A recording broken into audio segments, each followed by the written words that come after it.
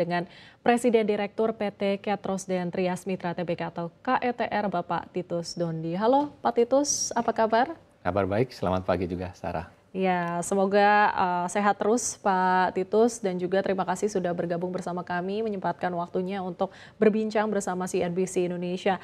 Pak Titus, ini bagaimana sih sebenarnya KETR ini melihat peran ekspansi jaringan serat optik baik darat maupun laut terhadap percepatan pertumbuhan ekonomi di Indonesia? Ya, kami dari KTR memiliki 3 langkah strategis dalam mendukung pertumbuhan ekonomi digital di Indonesia. Yang pertama, langkah strategis kami adalah di bidang aksesibilitas, di mana kami berkomitmen untuk terus memperluas jangkauan kami menuju wilayah Nusantara. Dan yang poin kedua, langkah strategis kami adalah tentunya didukung oleh kolaborasi antara kami dengan pemerintah dan swasta untuk bisa mempercepat perluasan layanan ini sampai ke wilayah Nusantara. Dan yang terakhir adalah di akses skalabilitas, bahwa kami juga berkomitmen untuk menghadirkan jaringan yang berkapasitas lebih tinggi sehingga bisa mengakomodasi seluruh kebutuhan konektivitas internet yang lebih cepat, handal, dan berkapasitas yang lebih baik. Oke, Pak Titus, apakah sudah memiliki peta prioritas wilayah begitu yang mungkin dianggap paling strategis nih untuk ekspansi awalnya? Iya, tentunya prioritas kami pertama yang kami sudah lakukan untuk berkontribusi di dalam pembangunan jaringan kabel laut ini, kami sudah menghubungkan seluruh wilayah pulau di wilayah Indonesia Barat, yaitu mulai dari Pulau Jawa, Bali, hingga Sumatera. Dan tentu prioritas kami dalam jangka waktu 1-2 tahun ke depan adalah kami memperluas jangkauan wilayah pembangunan kabel laut kami untuk mencakup wilayah di Kepulauan Sulawesi dan Nusa Tenggara. Dan selanjutnya kami akan berlanjut di 3 tahun ke depan untuk masuk ke wilayah Kalimantan hingga di Nusa Tenggara Timur sampai dengan wilayah Papua. Jadi bertahap ya Pak ya, ini Betul. wilayah Indonesia Barat ini sudah, lalu ke tengah, nanti semakin ke timur begitu ya. Jadi kita bisa melihat mungkin 5 tahun ke depan ya Pak ya? Iya, betul. Oke, Pak Titus, mungkin strategi utama KTR ini dalam memperluas infrastruktur kabel serat optik agar mungkin manfaatnya dapat dirasakan merata begitu ya, hingga ke daerah 3T. Iya. Jadi strategi kami untuk mendukung pemerataan akses di wilayah 3T itu adalah bertumpu pada strategi kami di aksesibilitas, di mana kami memiliki slogan, yaitu merajut koneksi menyatukan negeri. Untuk itu kami berlanjut secara kontinu membangun terus kabel laut kami tidak hanya di wilayah Indonesia Barat, tapi kami masuk juga sampai dengan ke wilayah seluruh Nusantara hingga wilayah 3T. Dan untuk itu strategi hanya bisa dijalankan melalui kolaborasi yang kuat antara kami dengan pihak pemerintah dan swasta. Oke, bentuk kolaborasinya seperti apa Pak?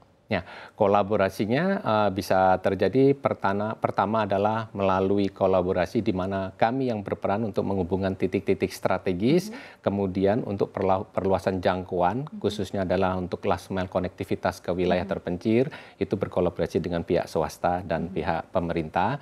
Kemudian kolaborasi selanjutnya adalah dengan pihak swasta, kami juga memiliki peran sebagai network sharing operator, di mana kami melakukan pendanaan sekaligus pembangunan terhadap kabel laut yang membutuhkan investasi yang sangat besar. Untuk itu pihak operator telekomunikasi yang menjadi pelanggan kami bisa fokus mengalokasikan capex-nya untuk terutama membangun konektivitas last mile menuju ke titik-titik wilayah terpencil di seluruh Indonesia.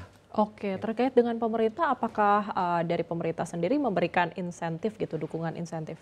Ya, selama ini kami mendapatkan dukungan yang sangat baik dari pemerintah. Pertama adalah dari sisi regulasi, terutama terkait dengan perolehan perizinan dari penggelaran kabel laut.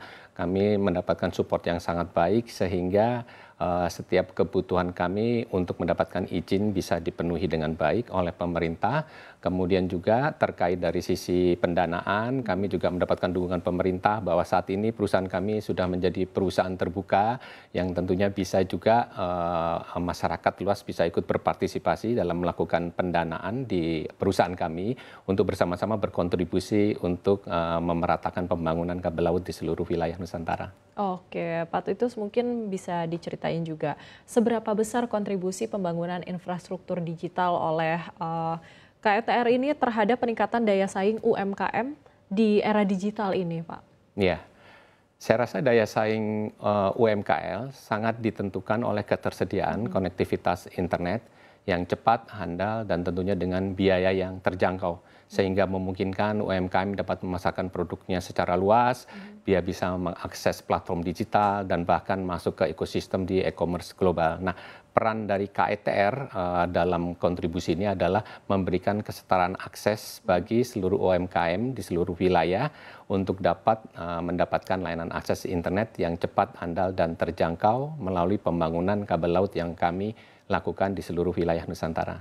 Tapi mungkin apakah KETR ini punya program khusus gitu ya untuk memberdayakan UMKM mungkin agar lebih cepat gitu go digitalnya, Pak?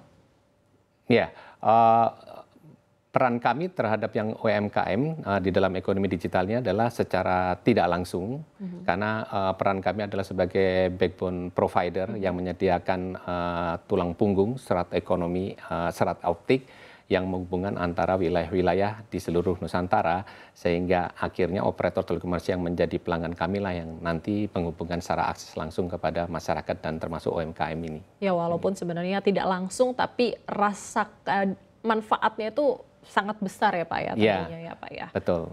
Oke Pak, mungkin dengan semakin berkembangnya ekonomi digital dan juga 5G, ini bagaimana KETR sendiri memposisikan diri sebagai penyedia infrastruktur strategis Pak? Ya, KETR memposisikan dirinya sebagai backbone provider yang berbasis masa depan. Untuk itu kami secara berkelanjutan melakukan upgrade dan modernisasi jaringan kami, sehingga dalam merancang desain jaringan kami adalah selalu untuk menghasilkan kapasitas yang berlebih, yaitu scalable, yang bisa mengakomodasi pertumbuhan dari lonjakan traffic data yang semakin hari semakin tinggi, sehingga bisa mengakomodasi seluruh layanan mulai dari video streaming, IoT, kemudian hingga sampai smart city dan smart industry, yang ini akan menjadi kontribusi buat pertumbuhan ekonomi digital nasional.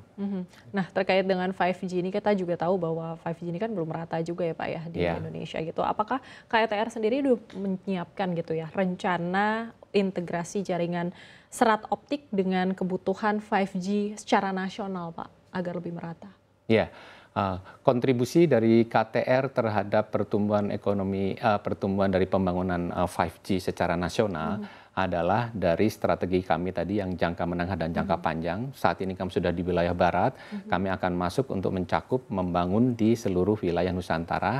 Tapi lagi-lagi karena peran kami adalah membangun backbone infrastruktur serat optik, kami adalah masuk sampai dengan kota-kota di setiap pulau-pulau besar di Indonesia. Dan selanjutnya kami melakukan kolaborasi dengan setiap operator telekomunikasi, karena mereka bisa memanfaatkan beban serat optik kami, mereka tinggal membangun konektivitas last mile langsung menuju ke konsumen di wilayah terpencil tersebut.